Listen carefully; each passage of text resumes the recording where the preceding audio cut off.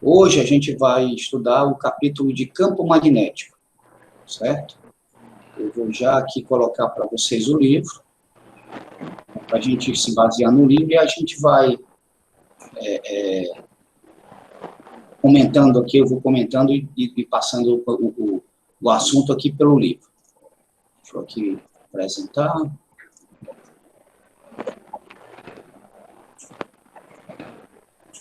Pronto.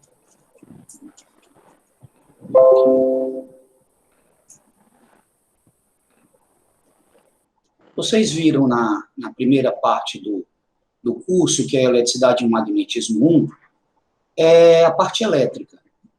Nesse curso agora, nesse segundo, Eletricidade e Magnetismo 2, vocês vão ver a parte magnética.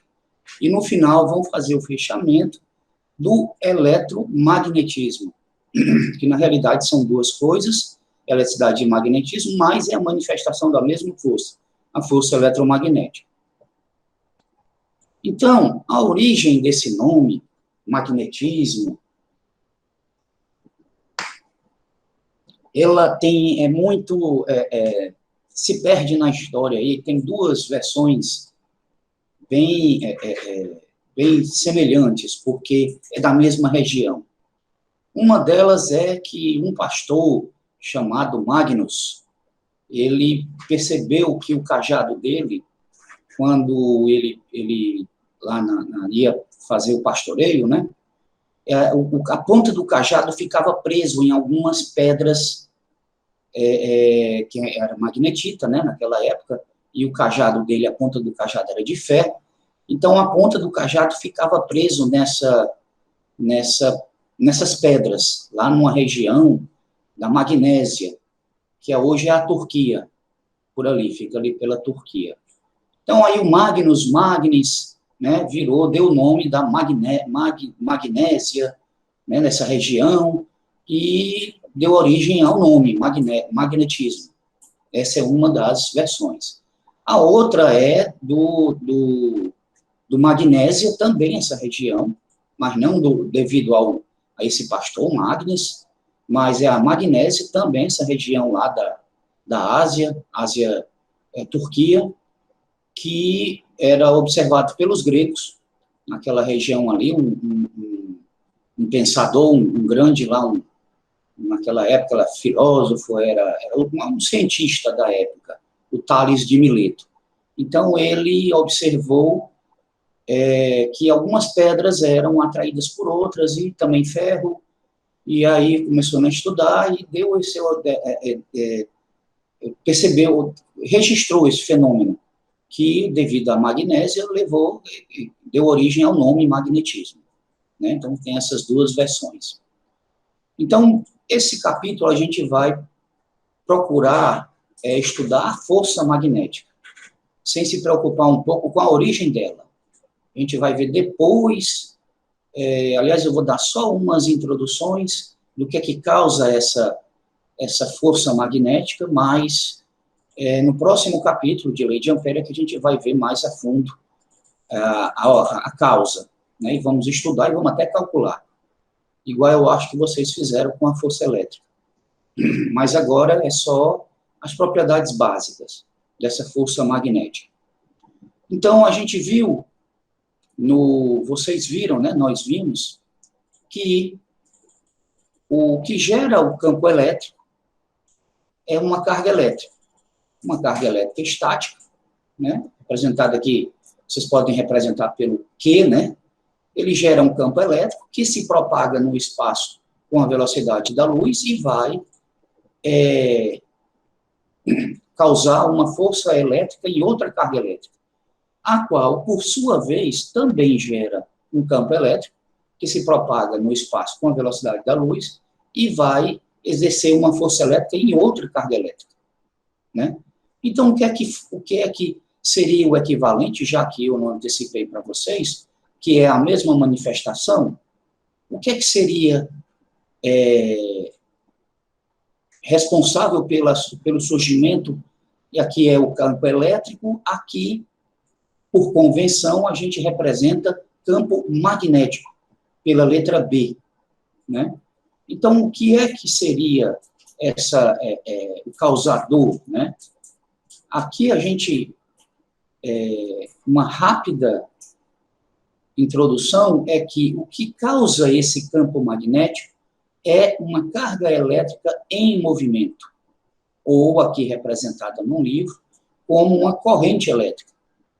Então, uma corrente elétrica ou cargas elétricas em movimento, né, geraria um campo magnético, o qual, por sua vez, se propagaria no espaço e agiria sobre outra carga elétrica em movimento. Então, a diferença básica entre um campo elétrico e um campo magnético é que a origem ambas são cargas elétricas, mas uma é estática, a outra é em movimento. Aqui representada pela corrente elétrica, certo? A outra semelhança aqui é que ambas são vetoriais. Tanto E como B são representados por vetorial. E, além do mais, podem ser representados também por um campo vetorial. O que é essa palavra campo vetorial? Campo, na matemática, quer dizer que você pode associar a cada ponto do espaço a um vetor. Se for aqui o caso de campo vetorial. No caso de campo escalar, você pode associar a cada um ponto do espaço um escalar. Então, mas no caso aqui, E e B são vetores, e você pode representar também por um campo vetorial, que é como se essa representação aqui, deixa eu passar um pouquinho mais. Cadê esse campo vetorial aqui? Deixa eu mostrar aqui, seria um para vocês. Está aqui ele, certo?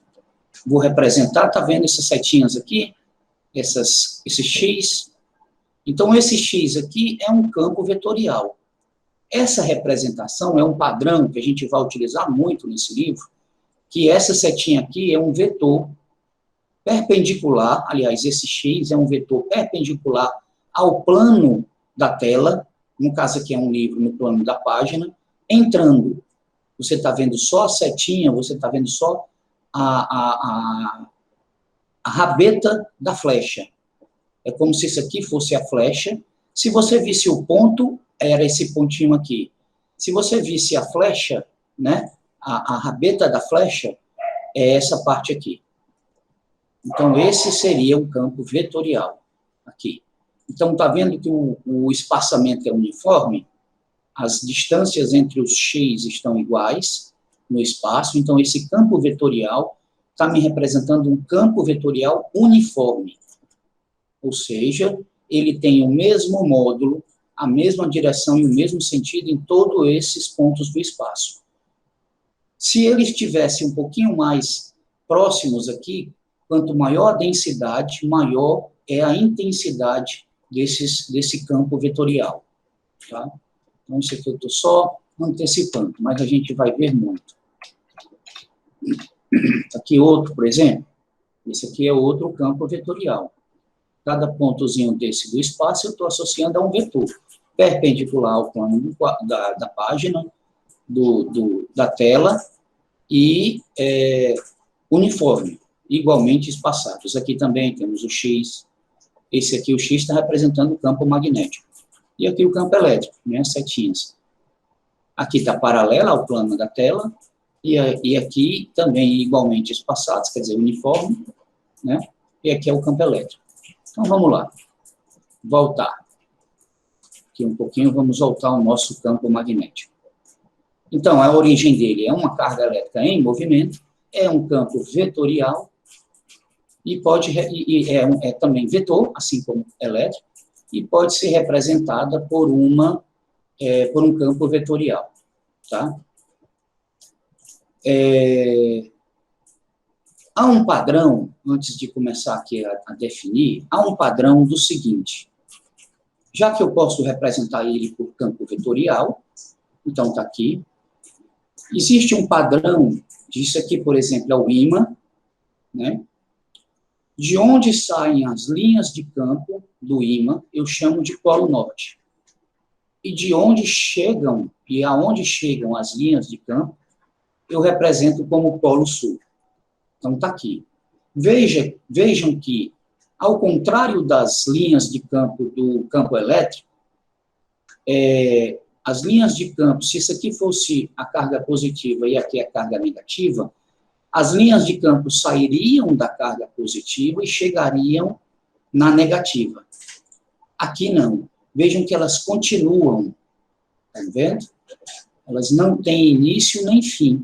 Ela apenas transpassa aqui o ímã, e aqui, esse ímã aqui, como eu estou em um meio físico, eu estou dizendo ele aqui, que ele aqui é o polo sul, que é o meio físico.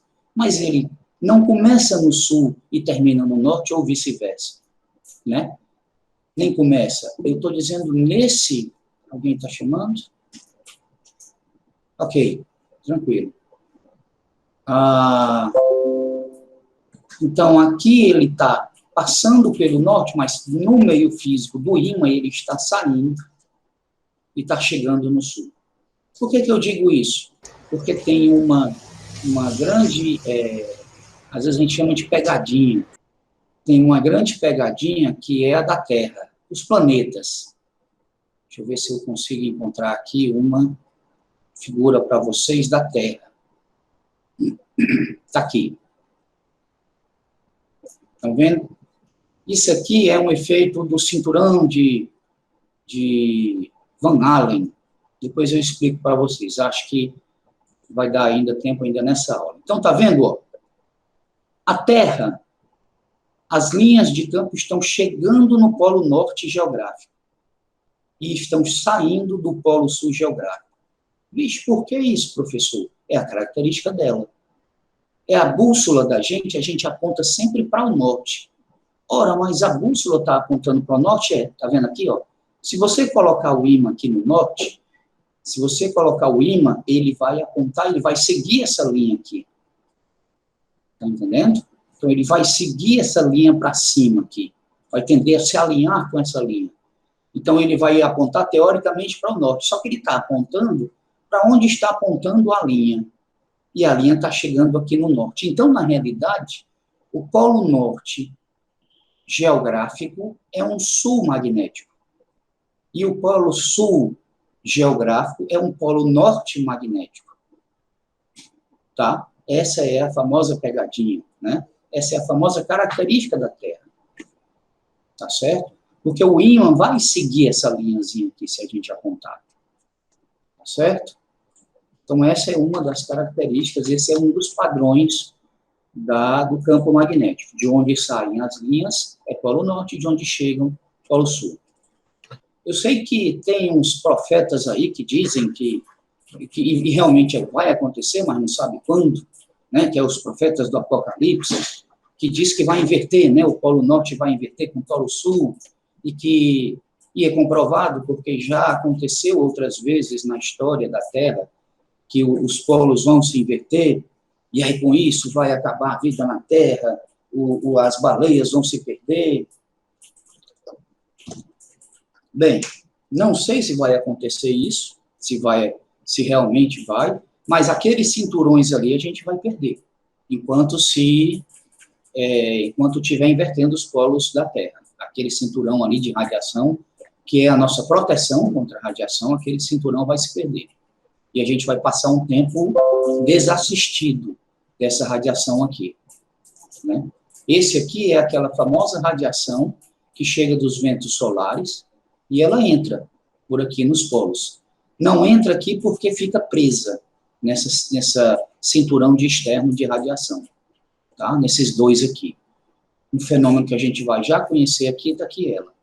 Esse fenômeno aqui que é o espelho magnético ou garrafa magnética. Né? Que é quando você tem um campo magnético não uniforme. E aí as partículas, as cargas elétricas, elas ficam presas aqui, oscilando. Que é exatamente o que acontece aqui. Então, chegam aqueles íons, aquelas cargas elétricas aqui, elas ficam presas aqui, nesse nosso cinturão. Então, os ventos solares, eles passam aqui sem problema. Né? Então, se tem outros planetas com essa mesma característica, aí deve ter. Eu não sei ali afirmar quais. Né? Tá? Aqui é uma figurinha de limalhas de ferro. aquela clássica que eu acho que vocês conhecem, que é o campo magnético, para a gente visualizar. E aqui seria uma bola, e aqui seria limarejo de ferro apontando sempre no sentido radial. Mas eu tenho aqui um vídeo para vocês. Deixa eu ver aqui se eu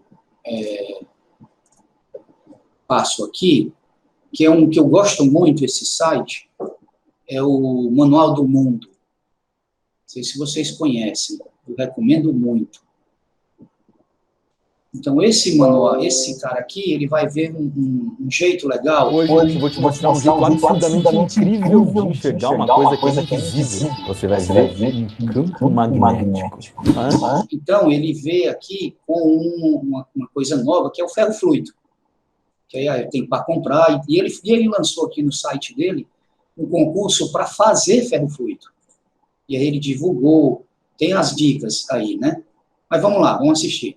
Antes de qualquer coisa, que lasqueira que é essa de campo magnético? Não. Vocês estão vendo esse vídeo?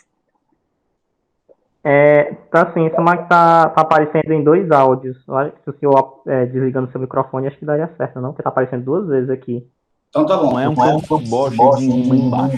Campo magnético é uma região do espaço onde está atuando um ímã. Onde, se você colocar alguma coisa, ela pode ser atraída ou repelida por um ímã. Um dos melhores medidores de campo magnético que a gente tem é a bússola. Ela consegue ver o campo magnético da Terra. Ela indica que a Terra é um ímã gigante. É óbvio que o campo magnético a gente não consegue ver. E aí as pessoas representam o campo magnético com algumas linhas. Igual esse desenho que você está vendo aí do lado. Essas linhas é como se a gente colocasse várias bússolas em volta do ímã e essas bússolas iam acompanhar o desenho dessa linha. Não está entendendo? Eu vou fazer, ó. Coloquei um super ímã aqui e 7 bússolas em volta dele. Então vamos imaginar que a setinha da bússola seja a frente de um carro e o S seja a traseira. Então a gente tem um carro que está andando nessa direção, aqui tem um carro andando para lá, um carro andando para lá, um carro andando para lá, para lá, para lá, até que ele volta na mesma direção desse aqui. Se a gente fosse desenhar a estrada que esses carros estão percorrendo, a gente ia desenhar uma estrada mais ou menos assim. Então essa aqui seria uma linha do campo magnético. Só por curiosidade, olha só que legal o que acontece se você inverter o ímã. Então agora, se você olhar de novo o desenho do campo magnético de um ímã, você já começa a entender como ele funciona. Outra coisa desse desenho é que quanto mais próximas estiverem as linhas, mais intenso é o campo magnético ali. É óbvio que elas estão mais próximas, perto dos polos do ímã. E antigamente existia uma experiência muito comum, antigamente não, até hoje, uma experiência bem simples que os professores faziam para mostrar o campo magnético usando pó de ferro, olha só. Vou prender o ímã embaixo de um vidro, colocar uma folha de sulfite em cima e começar a jogar pó de ferro. Você vai ver que ele começa a se organizar de um jeito bem específico. Você consegue ver certinho aqui, ó, essas linhas, elas estão muito parecidas com aquela que eu acabei de desenhar com as bússolas. Aqui nos polos dos ímãs está muito concentrado, a gente vê muita linha e conforme vai saindo, vai tendo menos linhas. Será que acontece se eu girar o ímã lá embaixo e bagunçar um pouquinho essas linhas?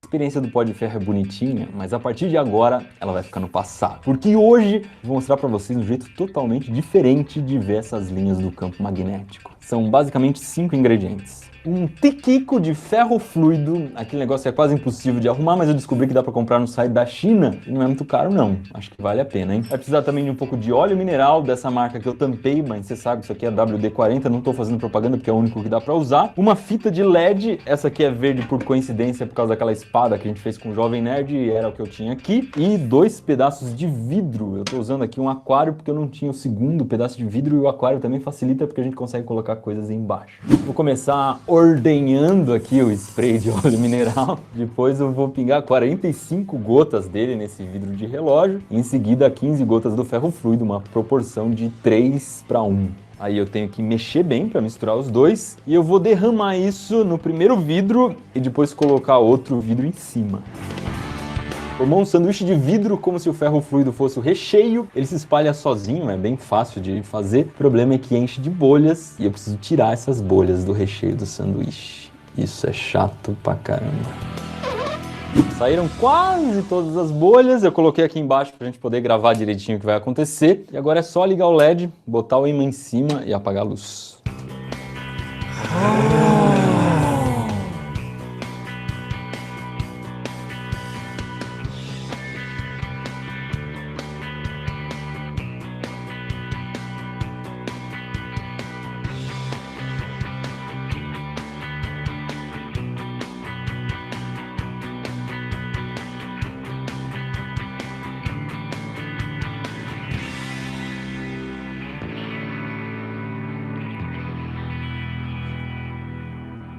Olha que louco passar o dedo nos LEDs.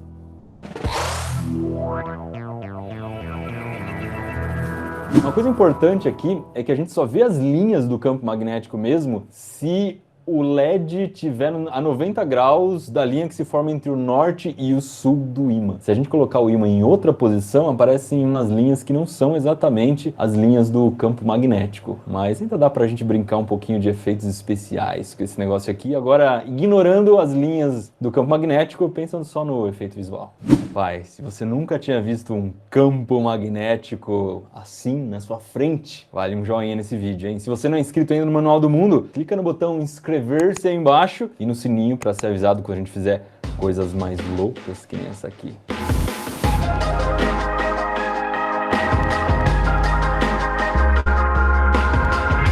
What are you looking for tonight? Underneath these city lights, leave the comfort of your home. Now you're out there on your own. You're just trying to get it right.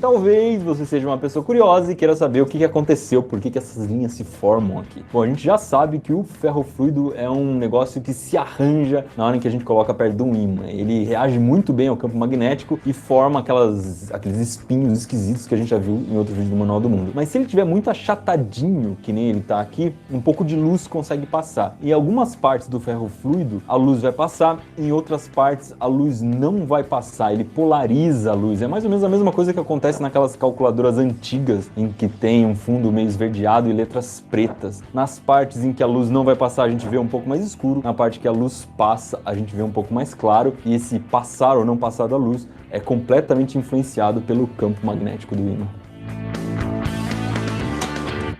Olha o eletroímã aí. Liga, desliga, liga, desliga.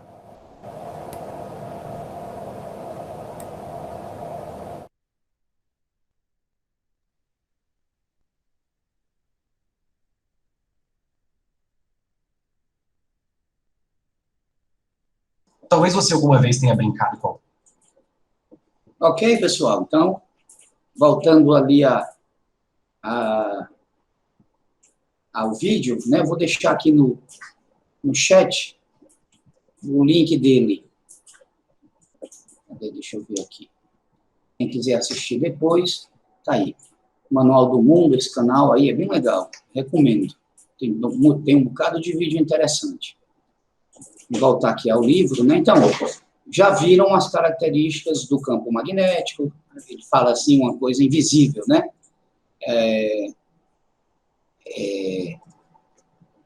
Representado pelo campo vetorial, que eram aquelas linhas seguindo. Então, está aqui, né? Aquele do ferrofluido. Então, vocês viram o eletroímã? Ele falou, né? Não é só se você... professor... Tem outro jeito de obter o campo magnético que não seja pelas pedras, pelo alguma coisa natural? Tem. Você fabricar ele por eletroímãs. Você fabricar ele por cargas elétricas, né, correntes. Você fazer enrolamentos aqui, e você cria o campo magnético aqui dentro. São chamados eletroímãs, por bobinas. Aqui tem 2 bobinas, C e 2 bobinas aqui. Então, a gente vai ver, mais tarde, que se você fizer um enrolamento aqui, o campo magnético sai reto. É no próximo capítulo que a gente vai se preocupar na causa, na origem, vamos calcular e vamos ver como é o vetor, né, bem direitinho, tá? Aqui a gente vai agora, só mesmo, vamos ver essa força magnética, tá? Vamos ver como é que é o campo magnético, vamos ver que força magnética é essa. Vamos estudar um pouquinho dessa força, né, que é o Newton, e vamos ver o campo magnético em si. Vamos partir do princípio que ele já exista, certo? Já tenha uma região onde já tem um campo magnético pré-existente. Então, a gente vai calcular uma força magnética em cima de uma carga elétrica em movimento, certo? Já tem esse B e a gente vai calcular o efeito desse B em cima dessa carga elétrica em movimento. Ou seja, vamos calcular a força aqui, tá? Já tem uma carga elétrica em movimento que gerou esse B já tem e eu vou calcular a força dele. Pronto. Então, a força magnética, ela é uma força que ela não é diretamente calculada.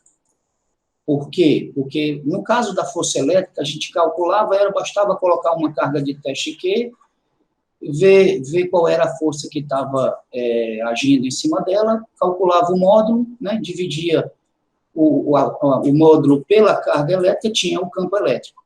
Era rápido, porque a força apontava na mesma direção do campo elétrico. Aqui não. A força não aponta na mesma direção do campo magnético. Como é que a gente vê isso? Porque, na realidade, já vendo essa experiência todinha que ele fez aqui, a força magnética, ela é resultado do produto vetorial entre a velocidade da carga, veja isso aqui, tem a carga e a velocidade dela. Produto vetorial com B. Então, vocês aprenderam lá da questão do produto vetorial, que produto tem duas formas de você multiplicar os vetores. Você pode multiplicar escalarmente, que aí, no caso, seria dois vetores multiplicados, dando uma origem a um escalar, que não é esse caso, e dois vetores multiplicados vetorialmente, que aí é o produto vetorial, dando uma origem a um vetor. Né? E aí, aqui, vocês se lembram que o produto vetorial não é comutativo. V vetor B não é B vetor V, não é a mesma coisa. Isso aqui está são dois vetores diferentes. Então, vocês têm um vetor que é perpendicular ao plano formado por V e B ao mesmo tempo. E aí é a força magnética. E o módulo da força magnética é dado por QVB seno do ângulo entre eles, do menor ângulo entre eles. Tá? Então, essa seria a força. Como é que vocês calculam, então, a direção? Então, tem muita gente que pega aqui, aponta os dedos na direção de V e gira no menor ângulo, né? Vocês pegam V, apontam os dedos da sua mão direita e giram no menor ângulo para B. O polegar vai dar o sentido de B, ou de F, desculpa. Então, na internet tem várias e várias e várias e várias figuras. Se vocês se vocês estivessem em sala de aula, eu ia mostrar para vocês que vocês bastam girar. Mas aqui é mais complicado, tem várias regras, né, que vocês podem estar executando, vocês podem estar vendo, né? Eu escolhi uma figurazinha, essa daqui, eu vou mostrar aqui para vocês. Deixa eu mostrar aqui. Eu acho que é essa figura. Então, é a mesma coisa de vocês. Aqui, essa figura é a regra da mão direita, nessa para cá. Se vocês apontarem o polegar na direção de V e a ponta dos dedos na ponta de B, a palma da mão vai dar a força magnética. Isso aqui é o menor ângulo. Isso se for perpendicular, né? Mas o que é o natural é que vocês apontem os dedos na direção de V, desculpe, e girem no menor ângulo para B. O polegar vai dar a direção de F. Essa seria a que é a mais comum. Né? Você aponta esses dedos aqui, você aponta na direção do V e gira na direção de B. O polegar me dá a direção de F. É a mesma coisa. São várias as formas. Eu só não quero vocês utilizando, pessoal, a regra da mão esquerda. Não existe mais a regra da mão esquerda, ok? Aquela dos dedinhos. Por favor, não usem. Regra da mão direita, porque tudo é convenção. Se vocês observarem, vocês fecham a torneira e é o sentido da rotação da torneira é o do polegar para fechar, abrir torneira, parafuso apertando, a maioria dos parafusos, que tem outros, que, por exemplo, do ventilador, onde é preciso, não, aí eles invertem, né? Mas a maioria é regra da mão direita. Então, é essa daqui, ou aquela de girar de V para B e o polegar dá o sentido de F. Tá ok? Vamos voltar aqui.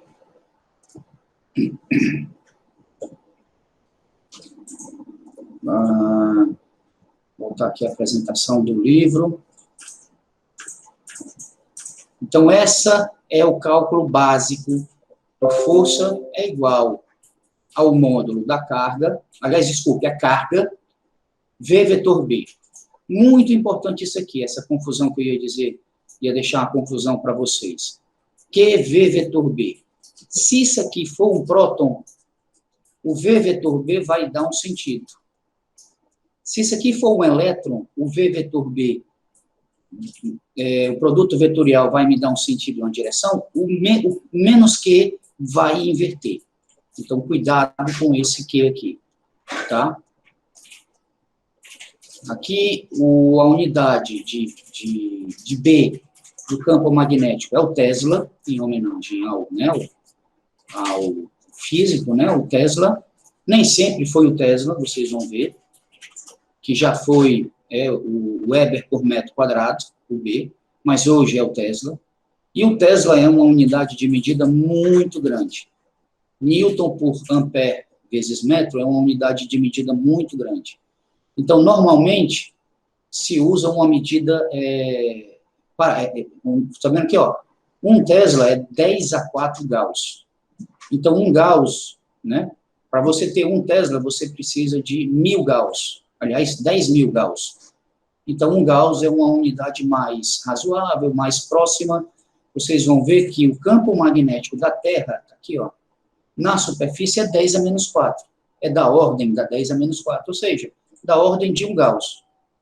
Né? Então, para você ter 1 Tesla, é preciso, né, você ter 10.000 vezes o campo magnético da Terra. Então, eu não sei se alguns de vocês já fez uma ressonância nuclear magnética naquelas máquinas que altamente, o campo magnético é altíssimo, que vocês fazem uma série de questionários para saber se tem estente, se tem bala na cabeça, sei lá, se tem algum marca-passo, alguma coisa metálica dentro do corpo, senão ele sai mesmo. E aquelas máquinas têm o campo magnético absurdo de 3 Tesla. Algumas, né? Porque umas são só 1 Tesla.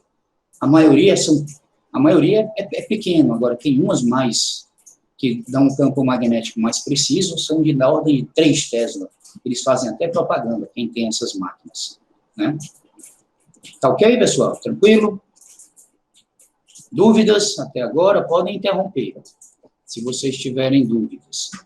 Então, essa daqui já é aquela parte que eu falei, do campo do Polo Norte, do Polo Sul. Isso aqui seria uma carga, né, se deslocando à vista do alto de um aluno sentado em uma sala onde o campo magnético, dirigido verticalmente para cima. Pronto, olha, aqui é o campo vetorial, uniforme, né, significando que o módulo é igual em todos esses pontos aqui do espaço, e em cada pontinho desse do espaço eu tenho um vetor perpendicular ao plano da página, saindo do plano da página ou do plano da tela de vocês, na nossa tela, né? Então, o campo magnético está para cima e eu tenho uma carga para cá. Então, usando aquela padronização, né, que a gente adotou da regra da mão direita, então a gente vai fazer o quê? Aponta os dedos na direção da velocidade, né, aqui, e gira no menor ângulo para B, ou seja, você vai apontar os dedos da sua mão direita na direção de V e vai girar para cima. Se vocês estiverem fazendo isso agora, vão observar que o polegar está do lado direito. Aqui, ó. Isso se for, essa carga aqui for um próton, ou for uma carga positiva. Se isso aqui for uma carga negativa, o produto vetorial de V com B, né, para cima, me dá esse vetor aqui. O negativo inverte o sentido, então a força seria para a esquerda. Então, a carga teria uma força sempre perpendicular à velocidade. Então, ela faria uma curva, se fosse uma carga positiva, ela faria uma curva para a direita, e não iria parar nunca, porque a velocidade iria mudar, e a força estaria sempre perpendicular à velocidade. Lembrem-se, produto vetorial me dá um produto, me dá um vetor que é perpendicular a V e a B, ao mesmo tempo. Então, vai ser sempre perpendicular à velocidade. Se a velocidade mudar, continua sendo perpendicular. A velocidade muda, então ela vai fazer um circuito circular. Se for um elétron, um circuito circular para a esquerda. Se for um próton, um circuito circular para a direita. Tá? Aqui. Tem essa força aqui, que é a força de Lorentz. Que força de Lorentz é essa? Que força nova é essa? Não é uma força nenhuma nova. É apenas a soma da força elétrica com a força magnética, que a gente dá o nome de força de Lorentz. Aqui. E ela, qual é o sentido dela? Bem, se você igualar a força elétrica com a força magnética, você consegue manter essa carga elétrica em movimento reto. Se você conseguir força elétrica igualar com força magnética. Como é que você faz isso? Tem um aparelhozinho aqui, que é esse dispositivo aí, que foi muito utilizado em tubos de raios catódicos. Se você conseguir montar isso aqui, né, ó, que aqui eu estou especificando direitinho, aqui é um filamento, onde eu vou produzir cargas ionizadas, elétrons, prótons, pode ser, né, o que você pega aqui num gás e produz cargas ionizadas.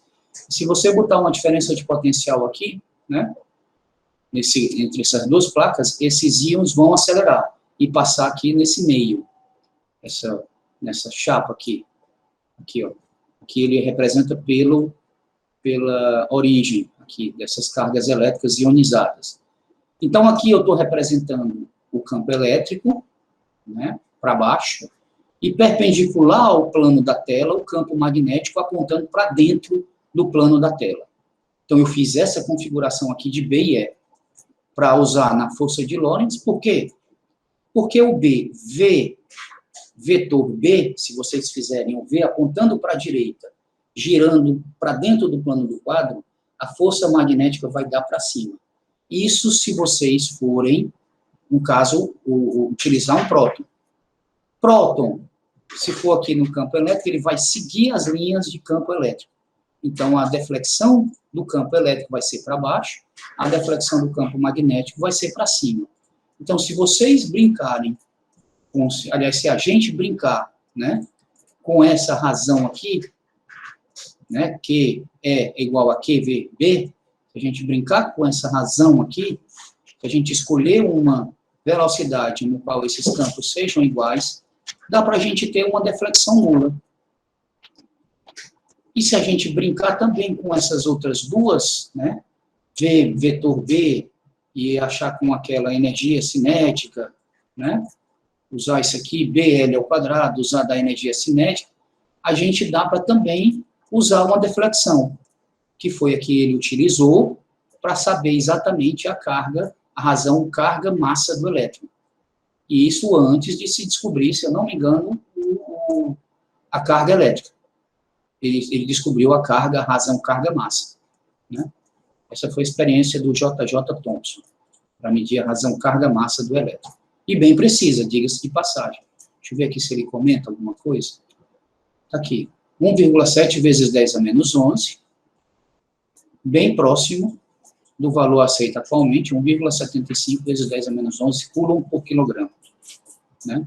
Tem outra aplicação, que é o espectrômetro de massa, que aí vocês vão brincar, e eu acho que até vai cair na prova, porque tem uma aqui, cadê? Deixa eu ver aqui, eu vou passar para os exercícios mais lá na frente, do espectrômetro de massa. Olha só, isso aqui é uma figura de uma câmara de bolhas, onde eu tenho duas partículas, uma positiva e outra negativa, saindo. E isso aqui tem no LHC, no CERN, que quando você colide, né, duas partículas, saem várias partículas e dá origem, a gente sabe aquelas partículas que são, aqui inclusive o bóson de Higgs. Está aqui, um espectrômetro de massa, por exemplo, de Bainbridge. Isso aqui é uma questão, né? Que aí o princípio de funcionamento, você tem aqui dois separadores, você faz aquele aparato, e aqui entra na região de campo magnético, que faz uma trajetória circular. E aí, dependendo dessa trajetória circular, mv2 sobre r, você dá para saber a massa e a carga. Se for para cá ou se for para lá, você dá para saber a carga e a massa. Pega essa distância, vê na tabela, é um oxigênio, é um nitrogênio, né? Aqui, pega essa distância aqui também, esse caiu muito em prova, essa questão aqui. Eita, eu estou falando, né? Aqui um outro espectrômetro de massa. Eita, já estou falando também nas provas, estão vendo? Que é para vocês resolverem essas questões. Estou dando as dicas aqui, tá? Vamos voltar lá nessa seção. Então, essa é parte do espectrômetro de massa, do força de Lorentz e suas aplicações. Bem, falei para vocês que as cargas elétricas em movimento, elas descrevem trajetórias circulares quando estão dentro de um campo magnético. Por quê? Porque o vetor resultante, né, do produto vetorial é sempre perpendicular a V e B. Então, está aqui a trajetória, está aqui, ó, um gás de elétron, aqui está muito borrada essa figura, mas aqui seria um gás de elétron, e saindo e aqui executando essa trajetória circular.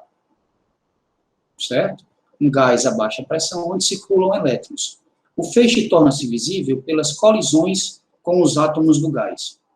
Então, aqui está um elétron circulando, ele colide com o gás, e aí perde energia, essa energia é transformada do choque aquece, talvez, né, o gás, e aí se torna luminoso o gás. A energia se transforma em luz. E a gente consegue ver aqui, essa parte, né? Então, o resultado do produto vetorial, a gente supõe que o produto aqui, V, vetor B, o B está perpendicular ao plano do quadro, ao plano da página, que eu estou ainda usando o vício de linguagem do plano do quadro, do quadro da sala de aula. Ainda estou na sala de aula, olha só. Então, aqui, V vetor B, se eles forem perpendiculares, o produto vetorial é V vetor B, seria VB seno de θ, ou seno de φ aqui. Se for 90, seno de φ é 1, seno de 90 é 1. Então, o produto vetorial de vetores perpendiculares é simplesmente VB vezes 1. Né? É o próprio QVB. Foi o que ele usou aqui. Vai sempre utilizar, a gente sempre facilita a nossa vida, né? V e B perpendiculares. Então, módulo de Q, porque a gente vai trabalhar com forças, aqui agora, QVB é igual a força centrípeta. Tá?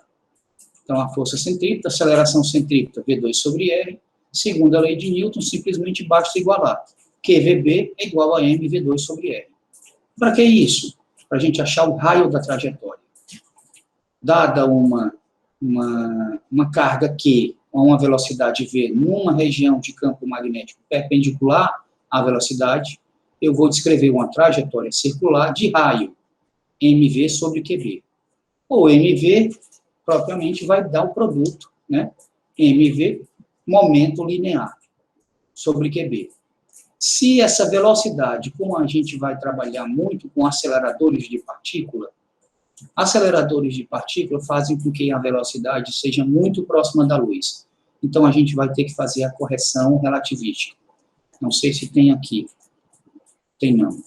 Mas lá na frente a gente usa a correção relativística. Deixa eu ver se eu tenho espelho magnético. Está aqui ela.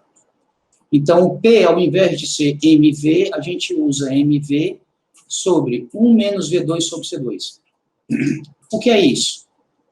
1 menos V2 sobre C2 é a correção relativística, que quanto mais próximo a velocidade da partícula estiver da velocidade da luz, mais próximo essa razão vai dar igual a 1, e 1 menos 1 vai dar próximo de 0, ou seja, o denominador vai diminuir, consequentemente, o denominador diminuindo, essa razão aqui aumenta muito.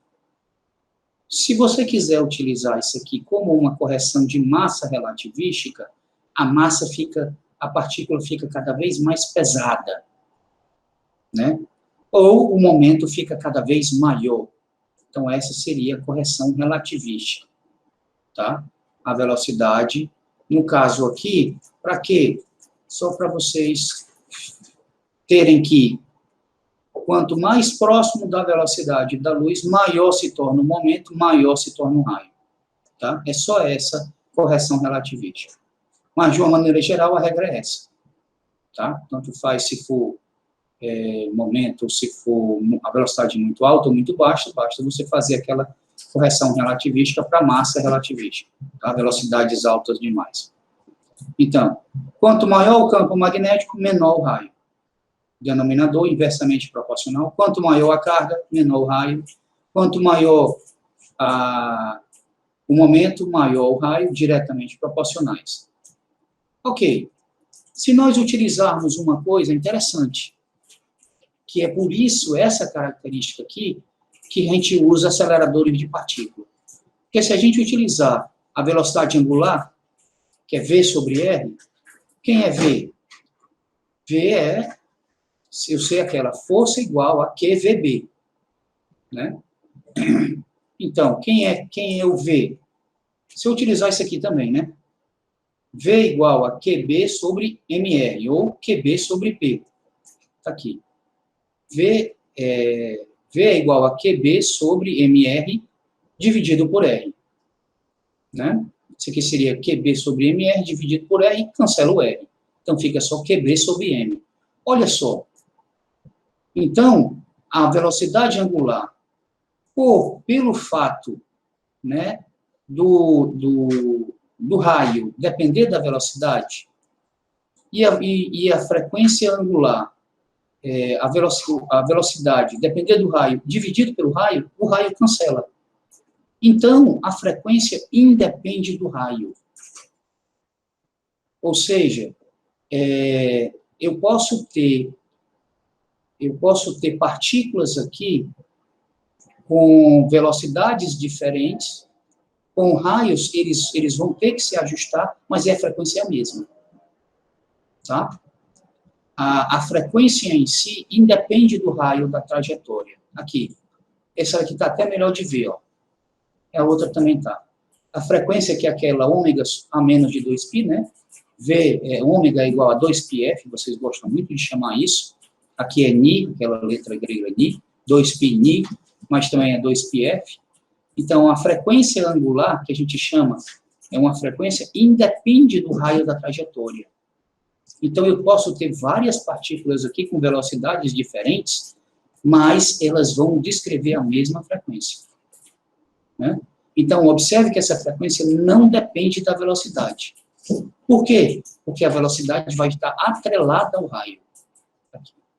Esse aqui, quando você faz esse aqui, ó, a velocidade ficou atrelada ao raio. Então, essa frequência, a gente chama ela de frequência de ciclotron. Tá?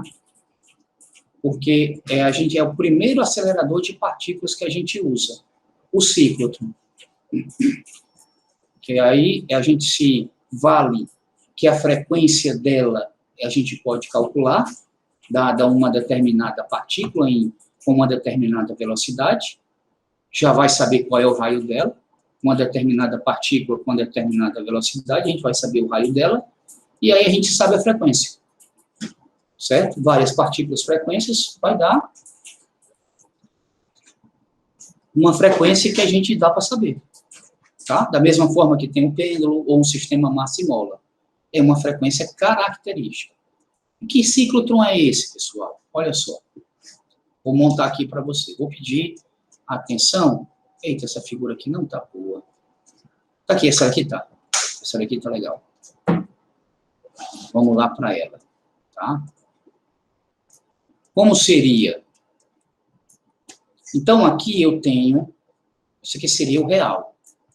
Isso aqui tá meio complicado. Isso aqui eu tenho eletroímã, para fabricar o meu ímã, o meu campo magnético, tem um eletroímã em cima e embaixo, e eu tenho uma região aqui, que não sei se vocês estão conseguindo visualizar, mas é onde a partícula vai fazer a trajetória circular.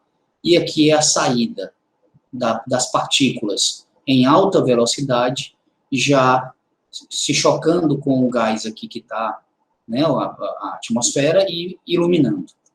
Então, está aqui. Então, eu tenho aquela região onde eu estou dizendo, onde vai fazer, né, dois condutores ocos. Esse aqui é oco, que a gente chama de D, que é o formato de um D, né, 2 Ds. E aqui 2 eletroímãs. Para que isso aqui, professor? Isso aqui é para fabricar um ímã que vai estar ou de cima para baixo ou de baixo para cima, tá? Que vai fazer com que esse campo magnético perpendicular ao plano dos Ds, né, atue que nem isso aqui, ó. Cadê? Deixa eu mostrar aqui para vocês. Não tem não, né? Não consegui. Eu não tenho essa figura aqui, não. Tenho? Deixa eu ver, tenho não. Eu tinha, deixa eu ver.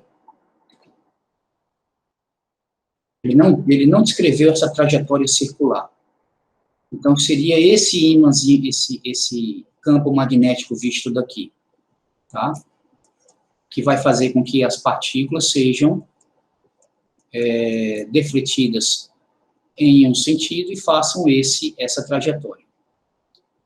Isso aqui seriam elétrons, mas eu vou trabalhar com uma convenção, eu vou trabalhar como se o campo magnético tivesse apontando de cima para baixo, tá? Então, se eu trabalhar com... Por quê? Porque eu quero trabalhar isso aqui com prótons, com partículas carregadas positivamente. Então, vocês estão vendo isso aqui? É um circuito de corrente alternada. O que é esse circuito de corrente alternada? Bem, ora ele vai colocar a carga positiva aqui, ora a tensão positiva aqui, ora a tensão negativa aqui, ora ele vai inverter. Negativo vai ficar aqui, positivo aqui, ora positivo aqui, ora negativo aqui, ele vai ficar em uma forma de senoide. Mas isso é lá para frente. Então, vamos supor inicialmente que eu tenho um próton aqui, bem aqui, nessa região, e eu dou uma tensão aqui que fique com esse D sendo positivo.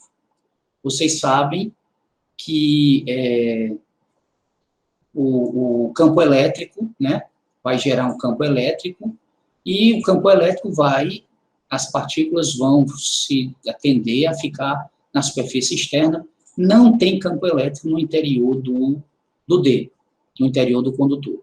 Então, aqui ele não vai, se eu colocar a minha partícula carregada positivamente aqui dentro, não vai acontecer nada.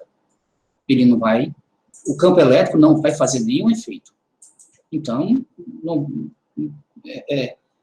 se esse eletroímã aqui, se eu desligar o eletroímã, que é elétrico, se eu desligar a eletricidade, ele não vai ter mais ímã. Então, se eu colocar aqui meu próton aqui dentro, não vai acontecer nada. Então, eu vou afastar esse meu próton para a região entre os Ds. Vou ligar de novo o oscilador, certo? E agora, vai estar em uma região externa aos Ds. Opa, Eu já não estou mais dentro do D. Então, dentro do condutor não tem nenhum campo elétrico, mas fora tem. Então, aqui vai estar positivo e aqui vai estar negativo. Então, o meu próton vai ser repelido pela parte positiva e vai para a parte negativa. Então, ele vai acelerar. E ele vai nessa direção do D para cá. Vou ligar meu eletroímã e vou deixar ele direto ligado, apontando para baixo. Se a gente fizer um cálculo agora, vou deixar ele, né? Vou deixar ele de novo, mais e menos. Esse próton agora vai entrar na região do D, que vai estar na parte negativa. Bem, ele vai entrar dentro, então não vai sofrer mais nenhuma aceleração. Por quê? Não vai ter campo elétrico. Mas como eu liguei o eletroímã, ele vai ter uma deflexão. Por quê? Porque toda partícula carregada em movimento sofre a ação de uma força magnética perpendicular ao seu movimento, de forma a descrever uma trajetória circular. Que essa trajetória circular vai ser para a esquerda ou para a direita? Eu já estou dando a dica aqui, mas vamos lá. Se eu apontar, pegar meus dedos na mão direita e apontar no sentido de V, né, para cá, para a direita, e girar no menor ângulo para baixo, peguem os dedos, apontem para a direita e girem para baixo. O polegar vai estar dando para cá, para cima, né? Ou seja, vai apontar, se eu olhasse aqui na direção da trajetória, me desviando para a esquerda. Então, ele vai fazer essa trajetória dentro do D, bem aqui, ó. Suponha que seja esse primeiro aqui. Aí ele fez esse primeiro. Perfeito. Saiu do outro lado. Agora eu vou inverter.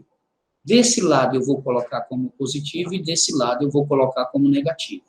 Ele vai sofrer uma força elétrica. Essa força elétrica vai acelerar essa partícula. Força elétrica vai acelerar na mesma direção do movimento. Então, a velocidade já não vai ser mais a mesma. Vai ser uma velocidade maior. Sendo uma velocidade maior, cadê? Sendo uma velocidade maior, deixa eu apontar aqui para vocês, o raio vai ser maior, certo? Mas, como eu falei, a frequência de ciclotron, o tempo que ele vai levar para fazer Opa, eu fui passar demais.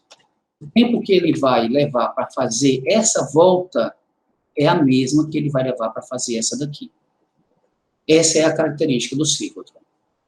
Então, o raio é diferente, mas o ciclotron, a frequência, né? O tempo, que é o inverso da frequência, vai ser o mesmo. E aqui ele saiu, eu inverti, agora foi mais e foi menos, ele acelera, vai fazer uma trajetória maior, vai fazer uma trajetória maior, vai fazer uma trajetória maior, se eu continuar fazendo isso na mesma taxa, né, na mesma frequência que ele está executando, né, eu vou conseguir fazer uma sincronia perfeita, e aqui eu vou fazer com que ele descreva essa trajetória e saia, né, com uma determinada velocidade, dada por QBR sobre M. Né, o R não era MV sobre QB, basta eu inverter nos cálculos. Então, a velocidade QBR sobre M, ou você fazendo aquela velocidade meio de V2, multiplica aqui também meio de mv ao quadrado, dá isso aqui, a energia cinética, que no caso aqui, que é a energia, né, se você converter em elétron-volts, que é a energia que você gasta para acelerar um elétron pela diferença de potencial de 1 volt, você consegue feixes de prótons com até 10 megaelectronvolt. É pouco isso aqui, tá? Essa saídazinha aqui, que você faz se chocar. Por quê? Porque a velocidade, ela não chega a uma velocidade, tá aqui. A razão aqui do ciclotron são velocidades da ordem de 0,3 da velocidade da luz. Não precisa nem usar a correção relativística. Se você quiser energias maiores, né, você tem que usar um outro dispositivo que é o síncrotron. Aqui ele. Como é o síncrotron? O síncrotron, aí você já não pode ter, como você vai acelerar partículas grandes, partículas a grandes velocidades, você já não pode ter uns ímãs desse tamanho. Então, você tem um conjunto de ímãs, tá? Vou ver se eu consigo mostrar aqui para vocês.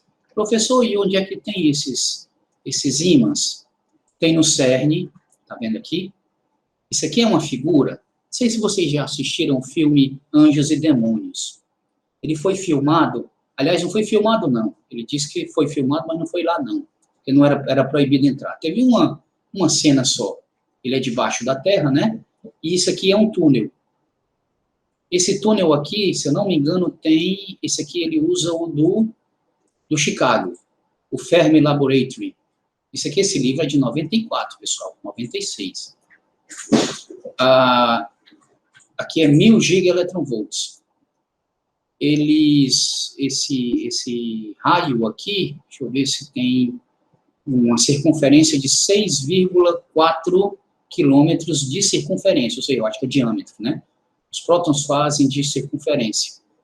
Então, isso aqui vocês estão vendo o túnel. O CERN é mais de 8 quilômetros, aquele que descobriu o bóson de Higgs. Então, aqui vocês estão vendo aqui, ó, cada quadradinho desse aqui é um ímã.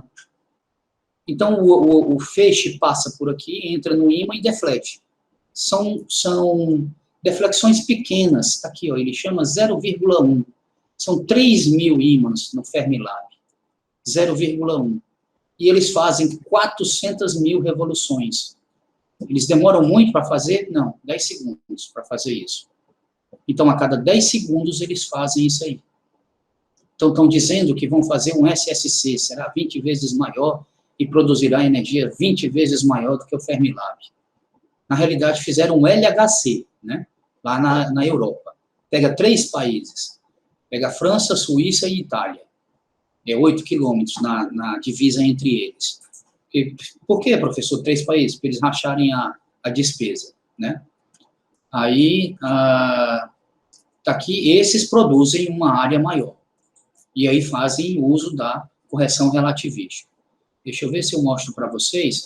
Professor, o senhor está falando só lá da Europa? Não, nós temos um aqui também.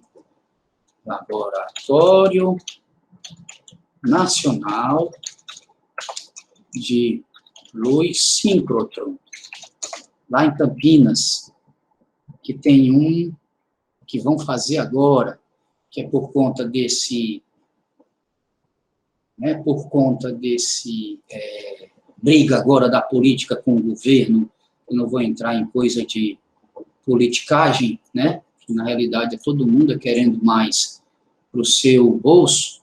Então, nós aqui no Brasil temos um laboratório nacional, aqui, Brazilian Synchrotron Light Laboratory, é Laboratório Nacional de Luz Síncrotron. Tem a paginazinha, se vocês procurarem aqui. Eu botei no Google, Laboratório Nacional de Luz Síncrotron. Tem uma imagem aqui, deixa eu ver aqui, aceleradores, eu acho que eu botei foi no inglês, né? Vocês estão vendo, né, a página? Sim, professor. Deixa eu ver se eu consigo ver aqui um vídeo.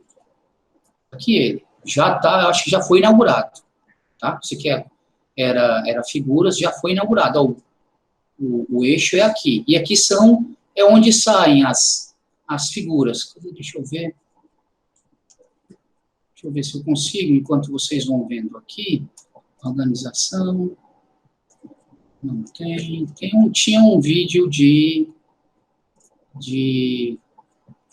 porque isso aqui acho que em Campinas.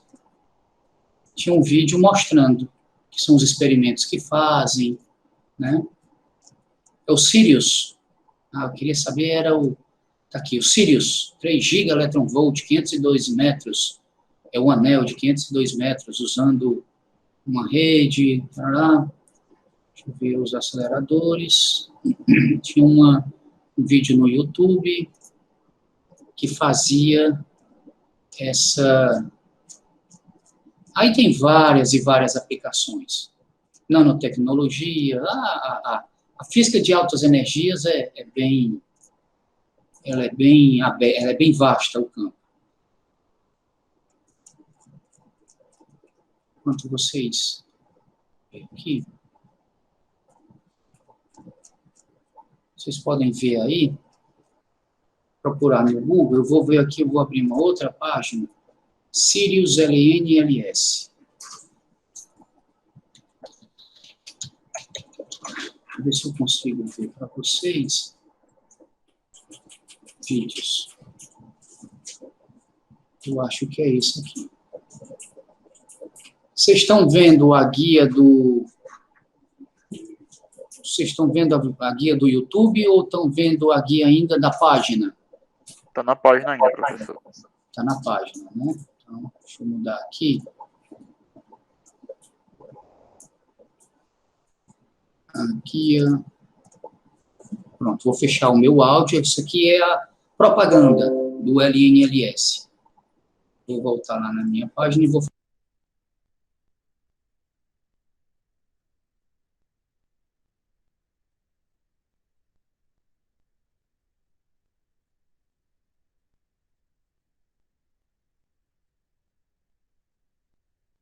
Aliás, ele é sem vídeo, sem som, né? Isso era a figura que tinha do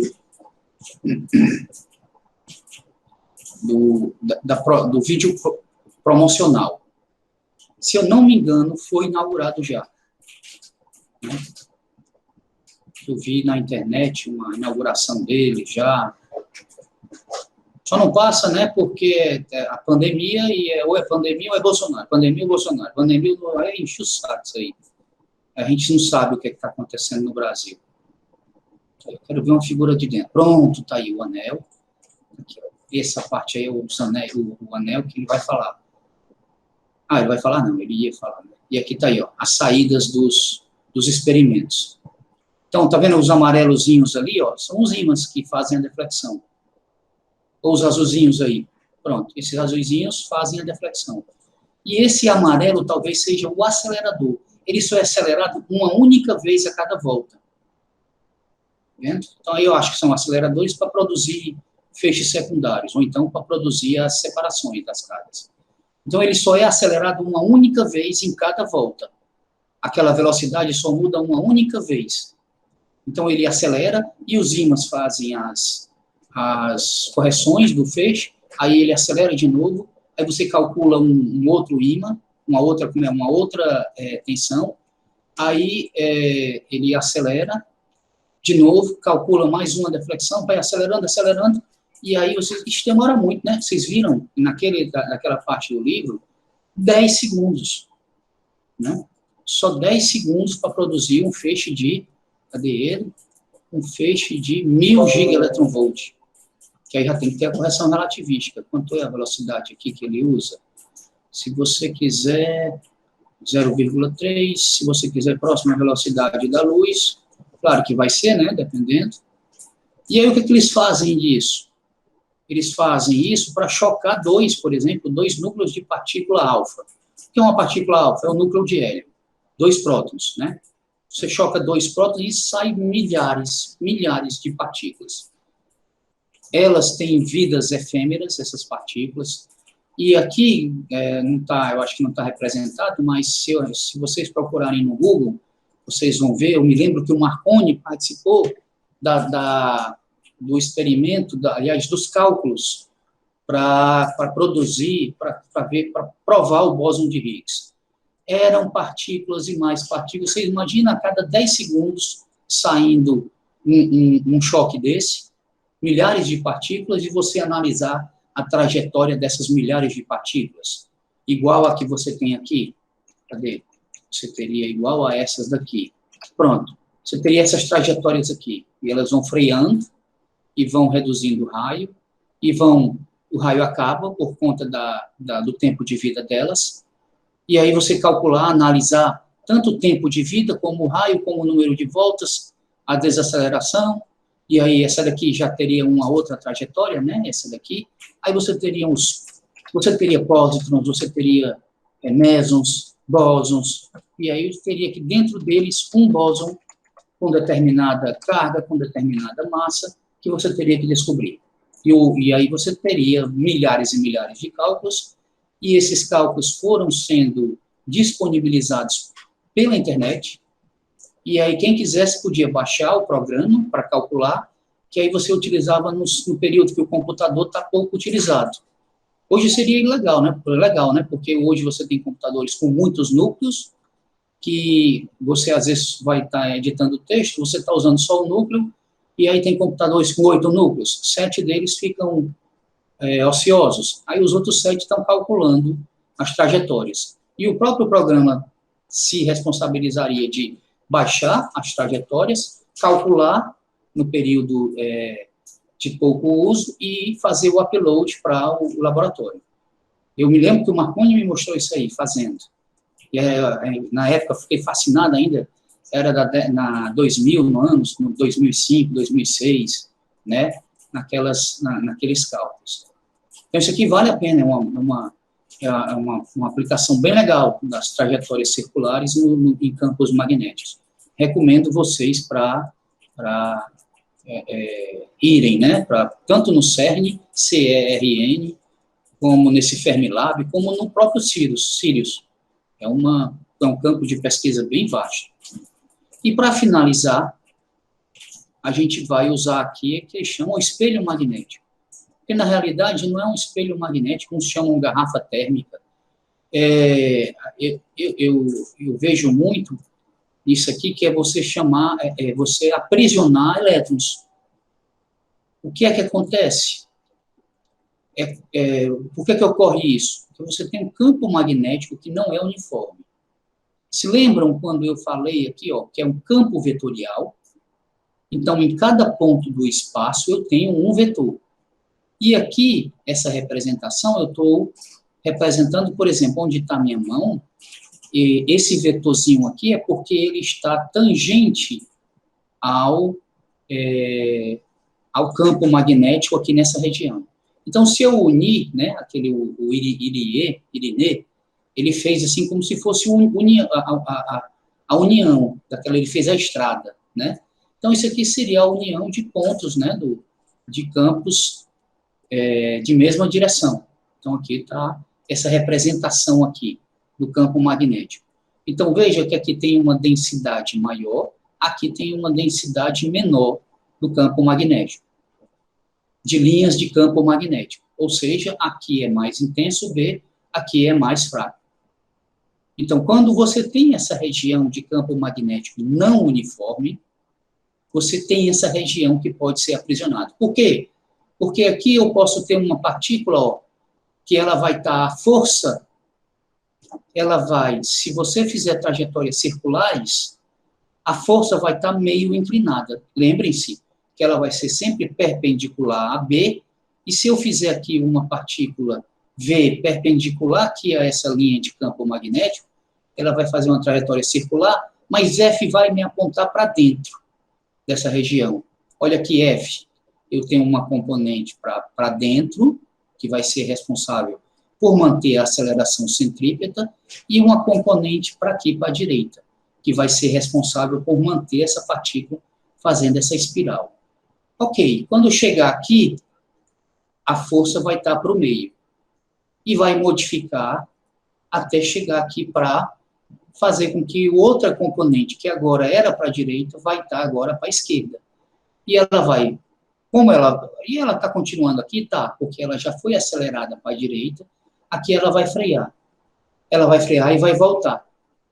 Ela vai frear e vai voltar, ela vai frear e vai voltar, vai frear e vai voltar.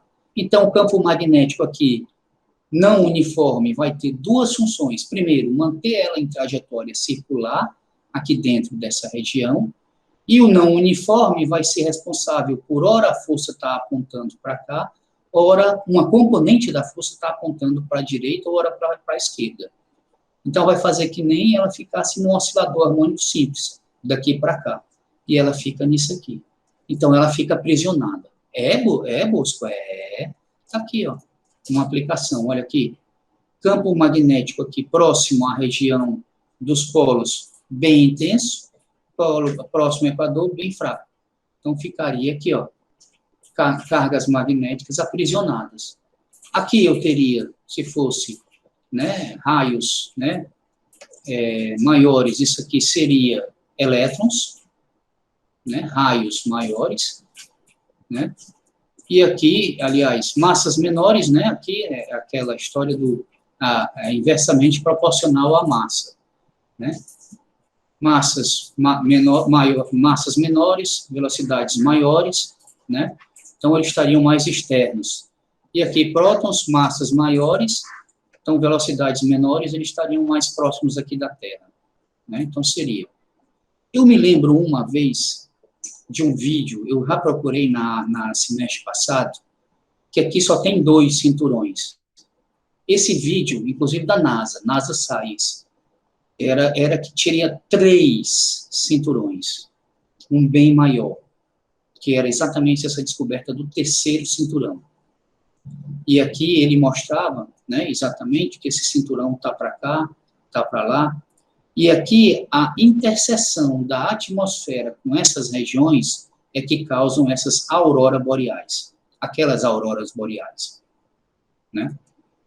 E tem um buraco também aqui, ó, né, que tem uns ventos que entram. Então, eita, Fusco, aqui tem, esse aqui ele está exagerando, e aqui está bem distante, né? Aqui é bem próximo. Eita, Bosco, tem uma região aqui que se o avião passar, ele está sujeito à radiação. Tá, tem. Então, tem pilotos que passam aqui, estão sujeitos à radiação no avião, passando pelo Polo Norte, ou Polo Sul. Né? Tem estudos, né, sobre pilotos que passam muito tempo e levam essa radiação aqui, que vinda do Sol, dos ventos solares. Né? Tá ok, pessoal? Então, com isso, a gente encerra essa aula hoje, bem na hora.